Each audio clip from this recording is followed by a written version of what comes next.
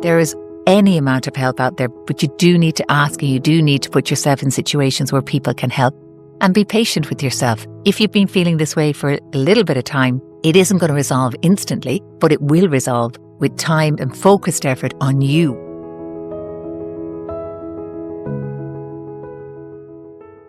So today we're exploring the Balancing Stress programme, which is a free, flexible online resource from the HSE Health and Wellbeing and HSE psychologists. Throughout this programme, it helps us understand stress, manage worry and anxiety, cope with low mood and navigate relationships and pressures in everyday life. So today we're going to discuss sessions 4, 5 and 6 with our colleagues Niamh, Clarke and Michelle Howard. Niamh, we had lots of people involved in the development of this programme and lots of our colleagues throughout the HSE, and I know you want to acknowledge them. Yeah, and thanks for having us back, Noreen. And thanks for giving us the opportunity, because programmes like this don't simply just come together. We need to acknowledge the huge impact and the huge resources that we got from our health and wellbeing colleagues, from our Spark innovation colleagues, from our heads of psychology colleagues, and from Professor Alan Carr, who gave his time freely to us. Many of you may know Alan. He's with the School of Psychology in UCD, an expert in the field of psychology, and for many of us, he's our go-to guru. But Alan gave his time free at every session. At the end of every session, him and I have a conversation about the topic that was chosen for that session. So we look a little bit more detailed into certain elements, and we get real practical advice from Alan, from his clinical expertise, but also from his clinical practice. And I think for some, that might be the most important part of a session. For others, it might be listening to the relaxation session. For others, it might be doing that practical strategy. And for some, it's the theory. So whatever piece works for you, we would say listen to it and listen to it again. So Niamh, let's go straight in.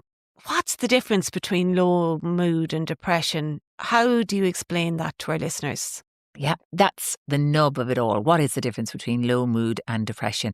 Because most of us can identify with feeling down or having a low mood or feeling glum, as some people put it, because that's part and parcel of being human and part and parcel of being in this world. But for most of us with low mood, it does pass. And something within the hour or within the day can cheer us up. And we have that ability to be cheered up or to cheer up ourselves. The feelings are similar between low mood and depression, but the key difference is the intensity, the duration, and the impact. With depression, both the intensity, the duration, and the impact are more severe. So with low mood, you're probably talking about feeling at most a couple of days in succession. With depression, you're looking at these feelings not really subsiding and impacting on your daily functioning. So this is where people become so overwhelmed that doing the simple things become very difficult. Getting up out of bed is a very telltale sign of somebody who's depressed. Feeling low, you usually can get yourself up. You can think, oh, I don't really want to go into work today, or I don't really want to do something, but you're able to do that. With depression, even the simplest of things, which might appear simple, getting out of bed, prove to be difficult. If that's where you are, we would say that now's the time to seek professional help, or certainly do this course. But then if this is not enough, then to seek professional help from your GP or counsellor, psychologist, or something similar to that. Yeah, this low mood just doesn't lift, and it's just there constantly, and the simple things. Yeah, and Michelle, thank you very much for coming back as well. Thank you, Noreen. What small steps can people take? What would you suggest that people could do to try and help this low mood? Well, Noreen, Niamh talks in this session about something called behavioural activation. And it is a proven strategy to deal with low mood and depression. But really, quite simply, it means planning pleasant activities that can make your life meaningful and enjoyable. And one of the things, I suppose, with low mood is that we often stop doing those very things that bring us joy. It's almost like a double whammy in that way. But we know from the research that doing things that bring us feelings of enjoyment, as well as connecting with others, is really important in beginning to tackle the low mood and depression. So really, in terms of small steps, it's start by making a list of those activities that you enjoyed in the past or that you think could bring enjoyment to your life. And this can be anything from going for a walk, meeting a friend for coffee, watching a sporting event. For some people, it's cleaning their house. Anything at all that brings them joy. And start by making that list and then thinking, what activity could you commit to at this time? it has to be something, I suppose, that is small and achievable, but also meaningful, that will make a difference. And try and think about how you might get started on that, what the activity is, what you need to get in place in order to start it. And just really start small with that one activity that can make a small but meaningful change in your day-to-day life. And then it's really important that you step back and give yourself credit for that. We're very good at criticising when we don't do something. I haven't ran in 2 weeks. I haven't exercised. I haven't been to visit my friends. But to stop and think, you know what? Last week I would have seen this as a big, big challenge, and I was able to get myself out and meet my friend for a coffee, and I really enjoyed it. And then try and incorporate that into more of a routine and think about what's the next thing on the list that I could try to take on. Yeah. And Michelle, sometimes it's the thought of doing it. And then when you do it, you get the energy from other people or the energy from your friend, or you just have that laugh, like Niamh said earlier on, that one thing during the day that kind of lifts you. But you mentioned about routine there, Michelle.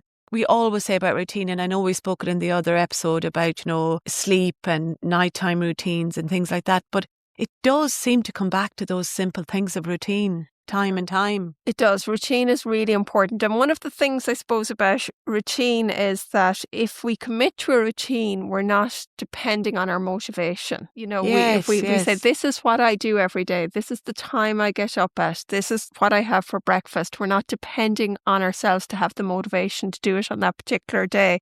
And it brings that kind of predictability during difficult times. It gives you a sense of control as well.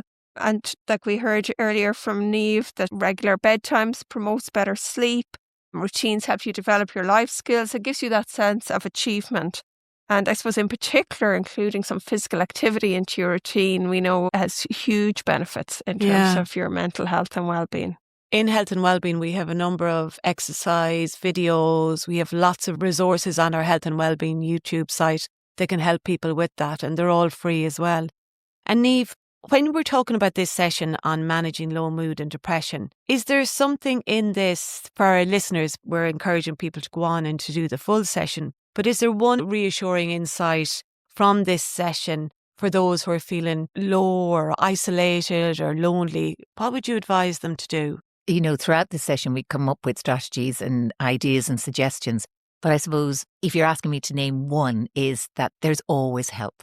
The very fact that you're listening to the program, the very fact that you're taking the time to address it is a hugely positive step forward. Reach out would be another one. Reach out to family, to friends, to colleagues, to neighbours, and then reach out professionally if you need to. Social prescribing, which is discussed at the HSE Health and Wellbeing site, very detailed, brilliant resource. As Michelle said, small, manageable actions, taking one thing a day and skew it to success. Don't overburden yourself. It might simply be sending that text message to a friend that you haven't reached out to in a long time. Gentle exercise. You don't need to run a marathon. You don't need to do a 5K. You might need just to walk around the block. Skew everything to success to get you up and moving. And challenge those thoughts that we've described back in sessions 1, 2 and 3. Do enjoyable things, but be kind to yourself. Michelle has said that. Give yourself credit. You're not alone. There is any amount of help out there, but you do need to ask and you do need to put yourself in situations where people can help, and be patient with yourself. If you've been feeling this way for a little bit of time, it isn't going to resolve instantly, but it will resolve with time and effort and focused effort on you, which isn't selfishness, which is absolutely essential for your own health and well-being. And that's really good advice, Niamh. And I suppose if somebody does feel that they're extremely low, that your GP is your first port of call. If that low mood just isn't lifting, you can't do anything, reach out for help, and definitely go to your GP as well if you do need any further support. Yeah, I think we probably do need to name, if anybody has any thoughts about harming themselves. Yeah. They do need to present to A&E, they do need to go to their GP, they do need to ring those helplines that are all free and available, because things do change. Our thoughts and our behaviours and our mood changes, but it doesn't get away from the fact that at times it can be very low and it can be persistent. And if that's you, you do need to get help, and we would encourage you strongly. And the moment you get help will be the first step in making things better. That's great, Niamh. Thank you so much. So session 5 in our Balance and Stress programme is about stress and relationships. And I suppose we know that stress doesn't just affect us as individuals, but it does affect our relationships, and it can affect our relationships with our partners, our family, our friends and our colleagues. So, Niamh, in what way can stress impact our relationships with all of those people in our lives? It really does have a ripple effect, doesn't it? Oh, absolutely. And even, if you're trying for it not, if you are aware that you're stressed, and sometimes we don't know we're as stressed as we are, and it might be others that tell us that we're stressed, but sometimes we do know. And even when you're trying to hide it or not make it so obvious or not quite ready to talk about it, it's then that somebody will say to you, is there anything wrong? But what does it cause, or what might it look like? It can look different in different people. So for some people, when they're stressed, it's that irritability, that short, snappy answers back that don't warrant or deserve that. It's that reduced interaction with people. You suddenly, or gradually, it can be either or, remove yourself. You become emotionally distant. It can be intimacy with a loved one that decreases. It can be an increase in conflict. You may find yourself quite angry. You may shout. It can't be underestimated, the impact that stress has on relationships. And it can happen that if you're stressed, it can repel others from reaching out to you. And this is where you need to reach in, and they also need to reach in. So it has a profound effect on our relationships and on our family and friends, but it can turn around quite quickly with support and going through these sessions and of each of the sessions within the programme. Okay, and Niamh, how can people support themselves and others when relationships, or if you identify in somebody else, you just know they're stressed, you don't know how to say to them, you don't know how to direct them, what advice would you give to them? Communicate openly. So if you notice it in somebody else, it's actually saying, are you okay? Could you be stressed? Is there something wrong? Is there anything I can help with? And if you practice yourself addressing or saying these questions to the person before you meet them, you're more likely to say it. But in the moment, we can shy away from doing that because we think this may be too upsetting. But it's actually more likely to be more upsetting if nobody reaches in. So never underestimate how important it is to reach in. So offer support, like even simply by saying, I'm here. Is there anything I can do? People are more open to receiving support if it's offered. People are less likely to go looking for it, particularly if they feel very stressed. And being mindful and cognizant of your own needs. What do I need? Perhaps you do need to reduce interactions that are perhaps too much. You've got too many tasks and too many stressors in your life. What do you need to do? Maybe if you're looking after elderly or sick parents or sick loved ones, you might need to ask a sibling for support. You might need to ask a neighbour for support. And then prioritise, as Michelle has said, what you enjoy doing. Small, simple things. For some people, that's watching an episode of their favourite soap. For others, it's simply having that cup of coffee. For others, it's walking the dog. But prioritising small things for yourself that enhance your ability then to be truly active in that relationship. And Michelle, I know that there is some techniques that help build stronger connections in the Balancing Stress programme. Do you want to tell us a little bit about those? There are many mindfulness techniques that can help us reduce our stress, and that in turn will help build stronger connections. So what's most important really is finding the one that works best for you. But there is a specific relaxation exercise in session 5, and this focuses on developing compassion and love towards ourselves and other people in our lives. So listeners may find that particularly helpful when trying to build or repair stronger connections and relationships. That's the guided meditation for positive relationships. And let's just have a little clip of that now. It's 4 minutes, so we'll just listen to a little bit of it. This exercise focuses on developing compassion and love towards ourselves and other people in our lives. Find a comfortable seated position and allow your hands to rest gently on your knees or your lap. Close your eyes if you're comfortable to do this. Take a few deep breaths. Inhale deeply through your nose. Hold for a moment and exhale slowly through your mouth. With each exhale, allow your body to relax and release any tension. Silently repeat the following. May I be happy. May I be healthy. May I be safe. May I live with ease. Now bring to mind someone who has cared for you and loved you. This could be a partner, family member, friend, or even pet. Visualize them and silently repeat, "May you be happy. May you be healthy. May you be safe. May you live with ease." Imagine the feelings of warmth and kindness radiating out from your heart to the entire world. Silently repeat, "May all beings be happy. May all beings be healthy. May all beings be safe. May all beings live with ease." Take a few more deep breaths and slowly bring your awareness back to the room.